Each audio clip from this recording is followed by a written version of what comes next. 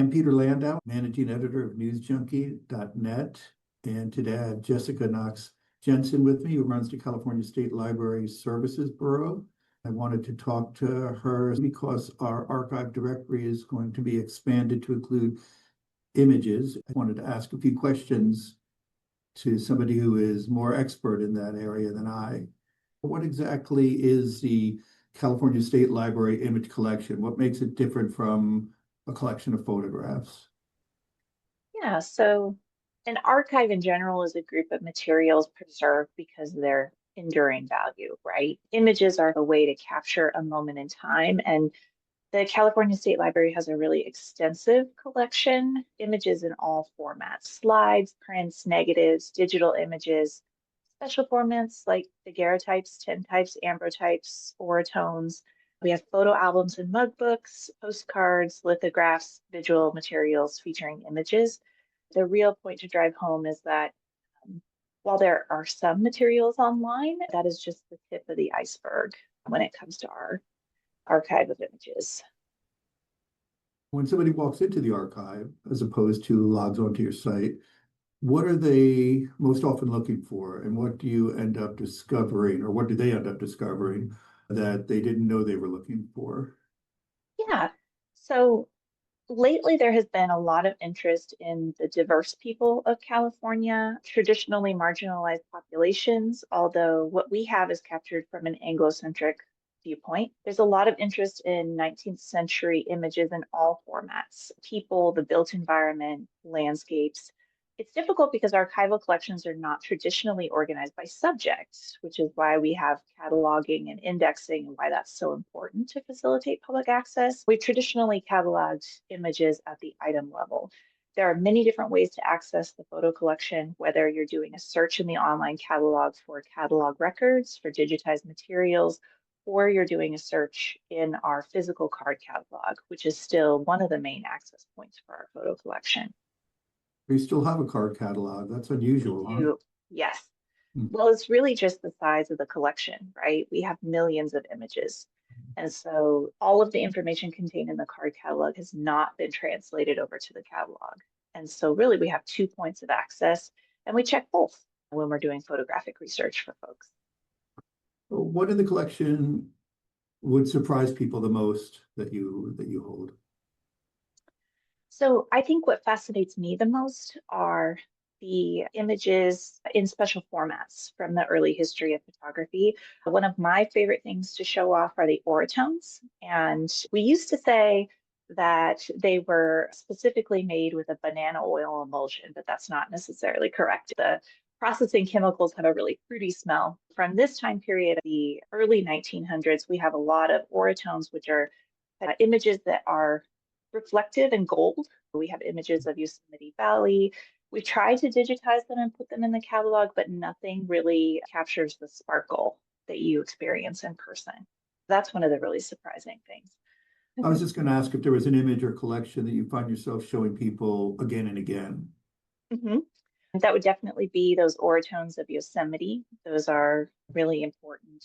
I think there's another collection that we get a lot of requests for, and that is the Stillman collection. So those are photographs of early San Francisco Chinatown. We also have a lot of photograph albums and lots of photographs of early Californians, perhaps of political significance. We do have several iconic images from the women's suffrage movement as well.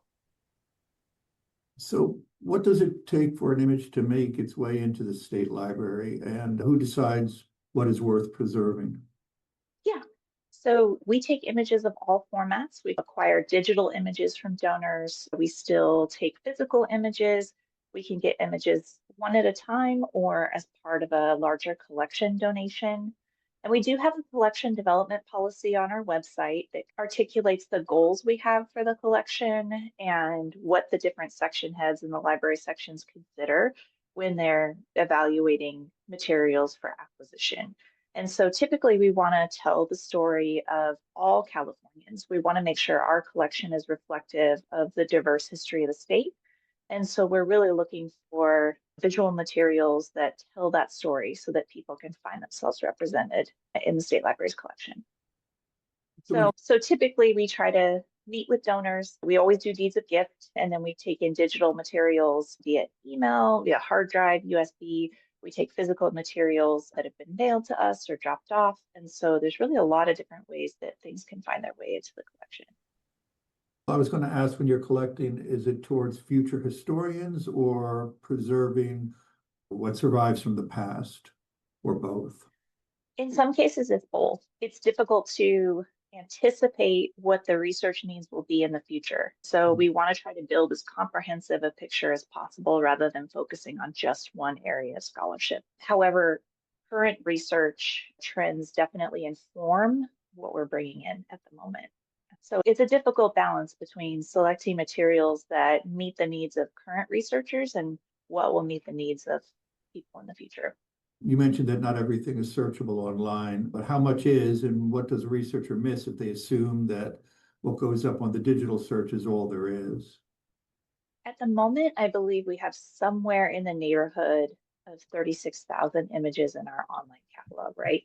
But we have millions of images in the stacks. So that includes more than 500,000 emulsion-based negatives, 55,000 slides, 230,000 prints, more than 300 photo albums, over 40,000 postcards, 250 daguerreotypes and other cased images. The online search is just the tip of the iceberg. What can an archivist find that Google or even a very good archive search engine wouldn't provide them? So a Google search will pull up a lot of images, but it isn't comprehensive. Google cannot typically search within library catalogs and databases. Those are typically systems that are separate from repository's webpage, which is what Google picks up. That kind of limits what you can actually discover in a Google search, which is why it's important to identify different repositories and search their individual catalogs so that you can connect with the resources they have available. I also think we are a credible source of information. Repositories like ours strive to be transparent about where our material originated and what we know about it. We also aim to preserve materials for future generations, and I think citing our collections as a source is more reliable over time than linking to an image from a source that you haven't vetted, but that has been pulled up in a search. I would like to encourage folks to contact repositories, work with research librarians and archivists because they know the depth of the collection, and that often can't be captured with an online search. So when somebody comes to you with a vague request, like I need pictures of Los Angeles in the 30s, for example, how do you turn that into a productive archive search? Yeah. So we go through the reference interview process. We want to find out the most information we can about why somebody is looking for something specific, because that might give us other facets to search for. So we will try the online catalog and we will try the photo card file, the postcard file to identify relevant subject headings. In the online catalog, those are searchable. So you can click our subject headings and pull up digitized images that relate to that specific subject. Oftentimes, the subject heading assigned might be different than the keywords that your online search would find. And so using that methodology can pull up more materials of interest than just searching with the terms you're familiar with. And so we typically work with everyone one-on-one to refine that request and find materials that are relevant to their needs. When you're working 101, what should a journalist or a researcher provide you to improve the odds of finding something useful? Mm-hmm. I think the potential use for the materials, right, that you're trying to accomplish by finding that material, because I think those facets can help us narrow down the different categories that might be of use to you. Perhaps you're looking at a time period where the photograph record is a little thin, but you might be able to find sheet music with illustrations or lithographs or other potential material that would meet your needs where we might not have photographs. And then I think the other thing that's important is being open to a referral to another repository, because we often have overlapping missions. And so some different repositories might have exactly what you're looking for. And because we're aware of that, we can connect you to those resources as well. How do you know what you're looking at? An old photograph may have no caption or an incorrect date or unidentified people. How much detective work goes into describing an image accurately? It's an extensive amount of work. There is both the image identification component and then the cataloging component. We have subject matter experts on staff who are familiar with the different tells for a specific time period, what the different formats indicate about what time it was produced and what technology was used. There's also checking other library catalogs to see related material that might look similar. Being familiar with California's landscapes and architecture and the landmarks that might help you identify a specific place, a specific person. So it is a lot of detective work. We also pull a lot from context, right? In many cases, there are things written on the backs of photographs. We've also had things written on the front of photographs, and all of our staff that work with historic materials are really great at interpreting that 19th century handwriting, which can be difficult if you're not familiar with it. So there's an extensive amount of work that goes into identifying. We do catalog at the item level, which is time intensive for staff. That's why the majority of our material is uncatalogued, and what you do find cataloged is incredibly detailed. What happens when the description attached to an image reflects the assumptions, terminology, or biases of a period in which it is cataloged? Do you rewrite those descriptions, preserve them, or do you do both? We have a harmful language statement on our website, and we're actively engaged in reparative cataloging. There's a big difference between transcribing the content of a caption in a photograph and the descriptive information that maybe generations past have used to identify that. And so while we aim at preserving the original, text or language, however offensive it might be, because that is of value to historians, we are actively engaged in rewriting descriptions that are applied by library professionals so that they don't use harmful language that's reflective of past practices. You mentioned some of the sort of focal points of your archive. I'm just curious whose California is well represented in your archives and whose California is harder to see. I think we've strongly collected in those areas that were kind of interest to historical research maybe 50 to 100 years ago. So major political figures, right? Since the advent of statehood, we have a lot of photographs documenting folks of political significance throughout the state, and not as many photographs documenting the experiences of women, of marginalized populations. Those photographs that we do have documenting Chinese Americans or Native Americans certainly have an Anglo-centric perspective to them, right? We're looking to expand the collection in that regard to document the experiences of those who may have not had a voice in the past. And then, of course, that is also limited by what photos or images exist, right? Yeah, that leads to my follow-up about are there communities or periods where you know the historical record has major gaps? Yes, absolutely. And that would be folks who were not part of the mainstream narrative. So communities like Japanese Americans, Chinese Americans, Native Americans, women, folks who maybe dissented from the prevailing political narratives at the time, the labor movement, we would love to add more to ensure the historical record is comprehensive and balanced. It also means revisiting the collections we already have to make them more discoverable. For example, we had something that our Sutro library kicked off called the Mrs. Project. And the majority of the images of California's women of political significance or historical significance were cataloged under their husbands' names. They spearheaded this initiative to do the research and give them their names back and catalog those images with the correct names rather than their husband's names so that somebody doing a search for them would be able to find them. So for journalists in particular, what are the most common mistakes people make when using historical images?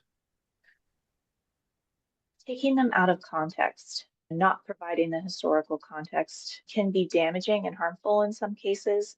That takes me back to the harmful language statement we put on our website. Where there are indicators of misogyny and racism, we want to provide context for that rather than just plucking something out and including it along with a story. We want to provide more text to help people understand the images and that maybe the values that are reflected from those primary sources are not reflective of the values we have today. I also think that it's important to do your own research as well, because everybody makes mistakes. Sometimes donors make mistakes too. Like the family lore doesn't necessarily translate with the historical record. And so if something seems off, it's certainly better to question it and do some additional research than to just go with it. Right, there could be misidentification, Right. the date could be wrong. It could even be Mhm. cropped, right, to change the context of the image. So I guess those are all things you have to take into account as you're looking at them. Yes. So finding an image and having the right to publish it are often two different things. What should a journalist understand about permissions, copyright, and reproduction before using something from the archives? So we strive to primarily digitize materials that are in the public domain, but we don't make interpretations in terms of copyright unless it's been specifically assigned to the library. So the burden of clearing copyright falls entirely on the user. We can provide permission to use digitized images or images from the collection based on the fact that we own the physical materials, but we can't clear copyright. So that's something to keep in mind. Wherever possible, if there are copyright restrictions and we're aware of them, we provide that information. And in some cases, we may decline to make reproduction. Have you ever personally opened a box or examined an image and realized you were looking at something historically important that had essentially been forgotten? Yes, absolutely. Prior to being an administrator, I worked for the state archives for 10 years, and I have worked with collections here. I can't recall something specific, but it happens every day. Recently, our subject matter experts in California history that work specifically with visual materials have undertaken this massive project to digitize our nitrate and emulsion-based negatives.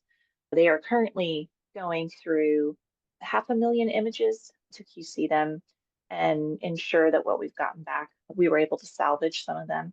What they found is really incredible. There's images of San Francisco right after the 1906 earthquake and fire. Those kinds of discoveries happen every day, and that's why we work so hard to share them online.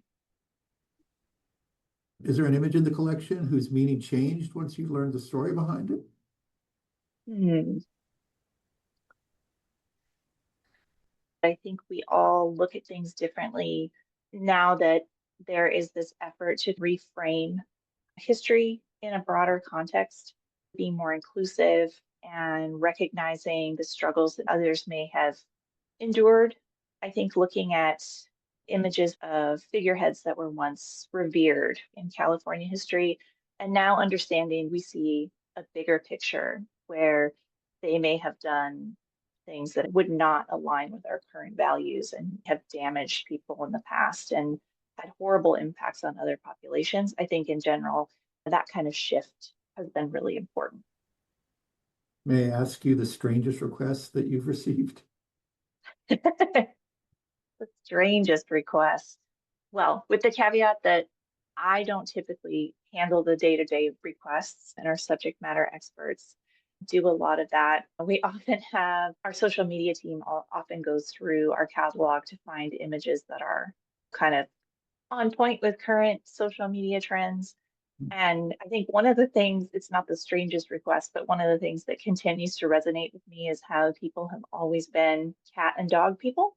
So we do have photographs of people who have dressed up their cats that we share for National Cat Day. I think one of the things I take away from managing the collection overall is that people don't change over time. A person or dog person? I'm a cat person. Yeah, me too. I'm going to ask you one final question. What image in the collection would you save first if you could only save one of them? Oh, that is very difficult. There is an image that I think is really important to the history of the state. It's a daguerreotype of African American miners in the gold fields in California. In fact, I believe there are two of them. And I think those are some of the images that are, it's amazing that it survived because of the format and the time period. And then also, it's one of those rare instances where we have visual evidence of population that maybe didn't get as much attention in the historical narrative up to this point. It's so important. And I can certainly share a link to that after this. Well, great. I lied. If you have time, I do have one more question. I just wanted to get your opinion on AI that can now generate convincing historical looking photographs and can search and describe enormous image collections. Does that make the role of the archive and the provenance of the image more important? Yes, absolutely. And I think this is a challenge we will be navigating for quite some time in terms of donations. I think being able to go back to the original or know if it has been reformatted, where and when, is the best thing you can do to preserve the historical record. There are still lots of problems with AI creating hallucinations or misidentifying things. As we continue to refine that technology, I think it's really important that libraries advocate from an informed position for responsible use of AI in libraries, and that if we do employ those tools, they are meant to augment rather than replace the function we already perform.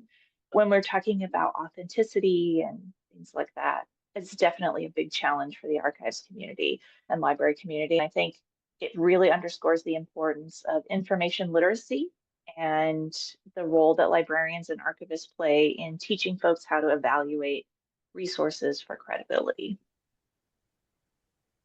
Thank you so much, Jessica. It's been really informative for me, and I appreciate your time. Absolutely. And thank you so much for considering us and featuring us for your story. It's important.